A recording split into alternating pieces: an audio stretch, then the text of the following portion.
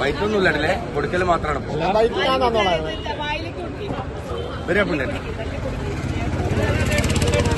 അപ്പുണ്ണിയുടെ അഭിഭാഷയുടെ ശ്രീരാജേ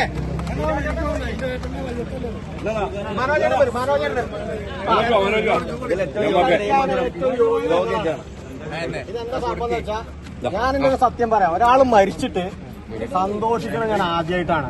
അതായത് മധുരം കൊടുത്ത് സന്തോഷിക്കുക, അത് എനിക്കൊരു അവകാശപ്പെട്ടതാണെന്ന് എനിക്ക് തോന്നിയതുകൊണ്ട്, അതിന് ഏറ്റവും അർഹതപ്പെട്ട ആൾ നിങ്ങളാണെന്ന് തോന്നിയതുകൊണ്ടാണ് നിങ്ങൾക്ക് തന്നത്.